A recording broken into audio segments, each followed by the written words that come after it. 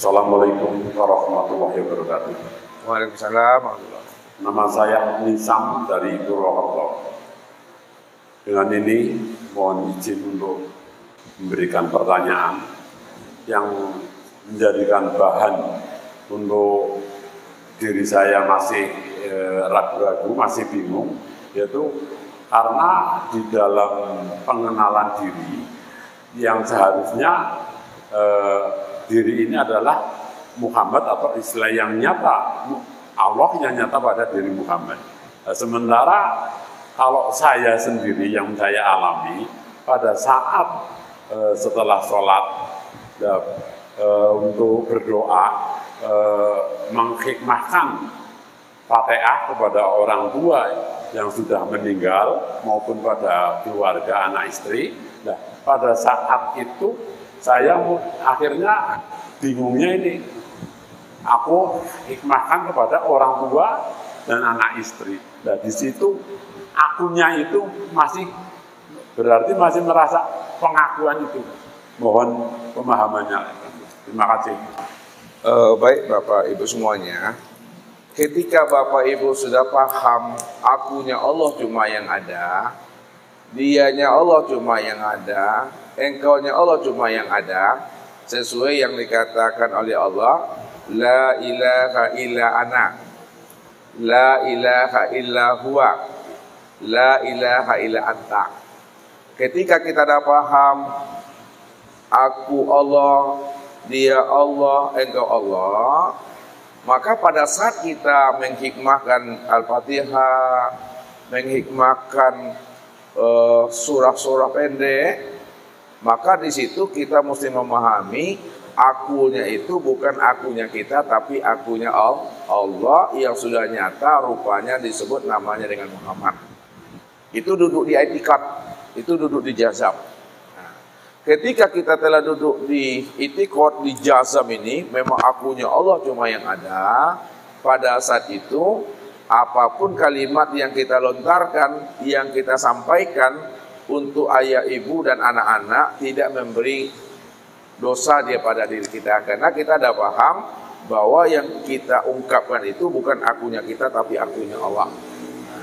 Lalu bagaimana cara menghikmahkan Al-Fatihah kepada orang tua kita supaya cepat sampainya? Lihat, supaya cepat sampainya hikmah Fatihah, doa kita waktu kita menyolatkan jenazah, waktu kita menghikmahkan zikir, waktu kita menghikmahkan Al-Fatihah, pandang diri kita ini sehabis-habis pandang.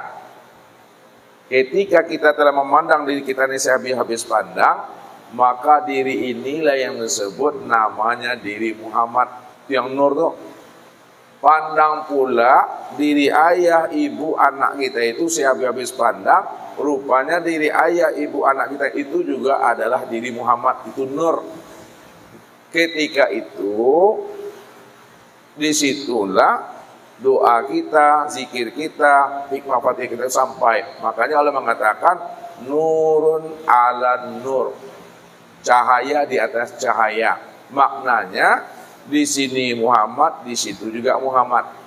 Namun setelah kita pandang pada di sini adalah Muhammad, ayah, ibu, anak kita juga Muhammad, pilih sehabis-habis pandang lagi setelah diri Muhammad. Rupanya sehabis-habis pandang setelah diri Muhammad itu tiada lain adalah Allah.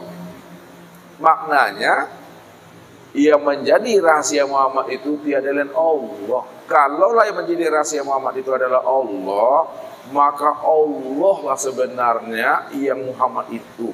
Ketika itu terpandang pula lah anak istri kita itu juga adalah Allahnya di sana. Inilah yang dikatakan dari Allah, bagi Allah, dan untuk Allah. Sempurnalah hikmah Al-Fatihah itu. Sempurnalah hikmah zikir itu. Sampai itu doa kita itu.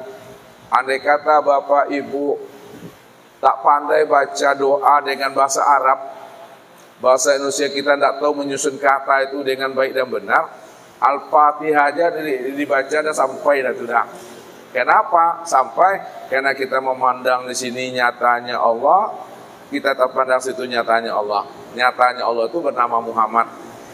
Sampai dari Bapak Intil katakan hidup kita bisa menjadi barokah. Ya, hidup kita dikatakan barokah, memberi manfaat itu setelah kita mengenal dan memahami bahwa nur itu telah nyata pada diri kita. Itu Pak ilmunya. Terima kasih atas pemahamannya. Dan satu lagi, bagaimanakah ini keluar dari tema? Iya, boleh.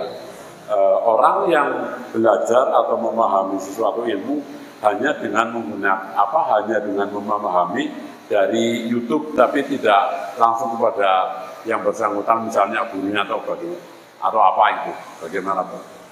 Ya. Terima kasih. Sekarang internet, YouTube itu sudah menjadi jendela ilmu. Ya.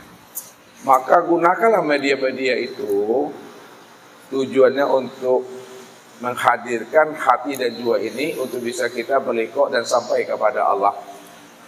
Jadi baik itu kita dengar di radio, baik kita dengar itu di video, maupun kita lihat namanya di YouTube, sepanjang tontonan itu menghantarkan rohani kita ini kepada Allah, insya Allah dia akan memberi manfaat dan faedah buat diri kita.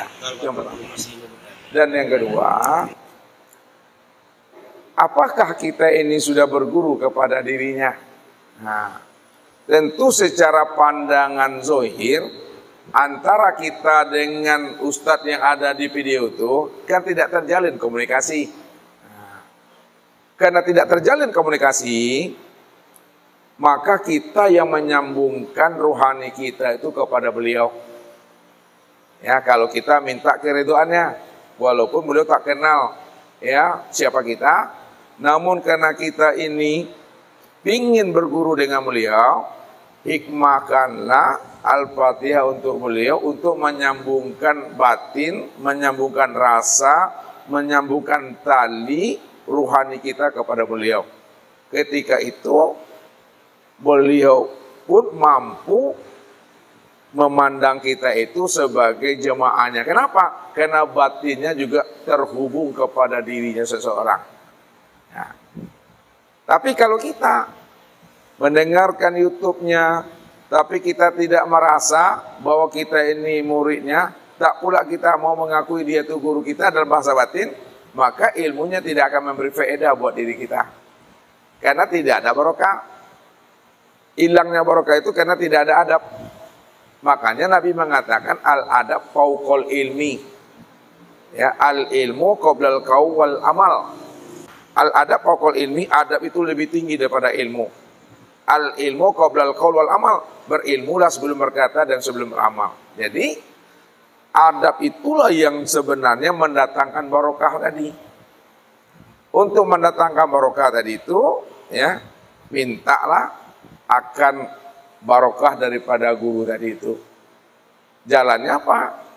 Jalannya itu kalau kita melalui YouTube, kita belum kenal, sambungkanlah ruhani kita dengan beliau dengan cara hikmahkan Al-Fatihah atau doakan beliau.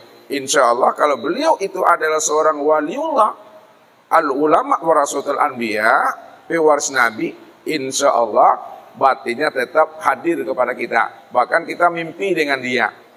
Walaupun kita belum tatap wajah, tapi dia hadir kepada kita tuh.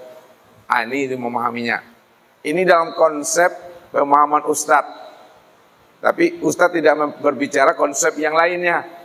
Ya, kalau sama Ustadz, ketika Ustadz telah menyampaikan kaji ini melalui video ini yang dituangkan nanti ke dalam media sosial, sebenarnya Ustadz sudah mengikhlaskan sebenarnya ilmu ini. Kalau Ustadz tidak mengikhlaskan karena ini ilmu tinggi, intan berlian, Ustadz akan bawa mati ilmu ini. Tapi untuk apa ilmu ini dibawa mati kalau tidak memberi faedahnya? Apa pingin Bapak Ibu masuk surga sendirian saja? Tidak ada yang lain. Nah, ini kalau cita surga nih.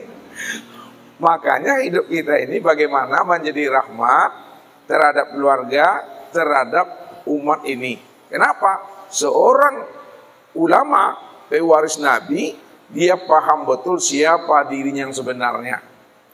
Bahwa dirinya itu adalah pewaris Nabi. Itu yang dikatakan oleh Nabi, al ulama warasatul anbiya.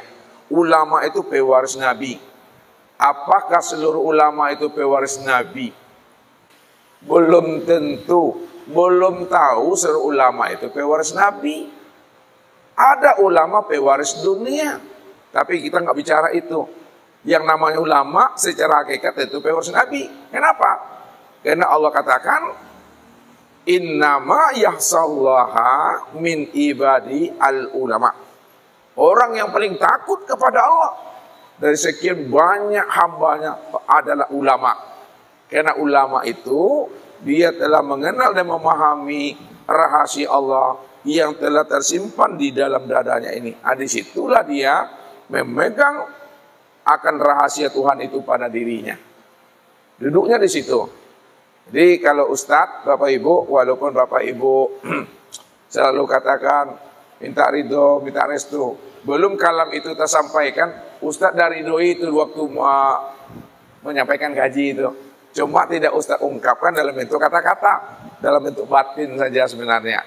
Makanya Ustadz selalu setiap doa di dalam batin Ustadz sendiri, Ustadz selalu doakan Bapak Ibu, ya Allah, berikanlah kemudahan ya Allah bagi jemaah Ustadz ya Allah untuk memahami tentang rahasia dirimu ya Allah terhadap apa yang aku sampaikan kepada mereka. Itu yang Ustadz sampaikan. Menjadi rahmat. Ketika Bapak Ibu Ustadz doakan, tanpa Bapak Ibu ketahui, ketika itulah doa itu mustajab itu. Salah satu doa mustajab, ketika Bapak Ibu tidak tahu bahwa Ustadz berdoa untuk Bapak Ibu, cepat sampainya di sana.